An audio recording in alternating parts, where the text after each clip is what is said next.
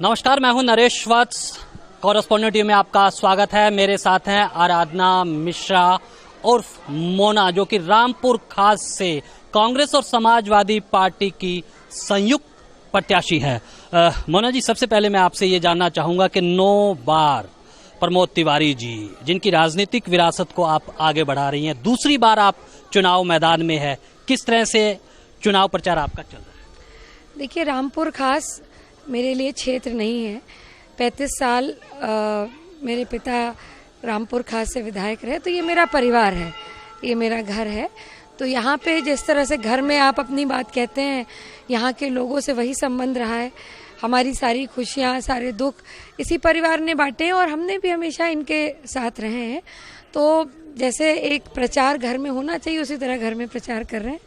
चुनौतीपूर्ण है। चुनौतीपूर्ण मैं इसलिए कह रहा हूँ कि 9 बार जिताया है, एक बार आपको भी जिताया है, उम्मीदें बढ़ रही हैं। उम्मीदें तो बढ़ती हैं और उम्मीद व्यक्ति उसी से करता है जिससे उसे लगता है, ये विश्वास होता है कि उसकी उम्मीदें पूरी होंगी। तो ये तो मेरा सौभाग्य है कि अगर मेरे क्षेत्र के लोगों को मुझसे उम्मीदें हैं, उनका विश्वास मेरे ऊपर, उनका आशीर्वाद मेरे साथ है। महिलाओं की अगर हम बात करें, राजनीति में कानून व्यवस्था का एक बड़ा मुद्दा उठ रहा है। हालांकि तमाम राजनीतिक दल बात कह रहे हैं। बीजेपी ने तो कहा है कि वो रोमियो विरोधी दस्ता बनाएंगे, कांग्रेस भी कह रही है। आपको क्या लगता है, ऐसे दस्ते बनाने से महिलाओं की सुरक्षा होगी? देखिए, सबसे ज़रूरी है कि महिलाओं को आत्मनिर्भर बनाया जाए। जिस दिन महिलाएं आत्मनिर्भर हो जाएंगी, उस दिन अपने आप आत्मविश्वास होगा और कहीं ना कहीं मैं मानती हूँ कि वो मजबूत होंगी तो अपराध भी कम होंगे। और जहाँ तक राजनीति में महिलाओं की सहभागिता की बात आप कर रहे हैं, 33% आरक्षण पंचायत राज में अगर कोई लाया था तो स्वर्गीय राजीव गांधी लाए थे और कांग्रेस लेकर आई थी। और हमारी राष्ट्रीय अध्यक्ष सोनिया गांधी जी ने सदन में कई बार ये मांग रखी है, जिसको भाजपा जो आज रोमियो विरोधी दस्ते की बात कर रही है, भाजपा ने उसका विरोध किया, वरना आज 33% आरक्षण और चुनाव में भी महिलाओं को मिलता।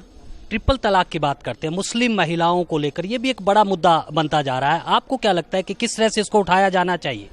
देखिए, ये एक मजहब की अपनी बात है, उनकी अपनी सोच है, उनकी अपनी समझ है, और बिना इस बारे में पूरी गहराई तक बात किए समझे उसको, मेरे ख्याल से उचित नहीं होगा कि उस पर कोई बयानबाजी की जाए। एक सवाल है कि जात पर, संप्रदाय पर इस बार चुनाव हो रहा है, लोग हिंदू मुस्लिम में बंट रहे हैं, लेकिन हमने रामपुर खास में देखा एक विकास के नाम पर बात हो रही है।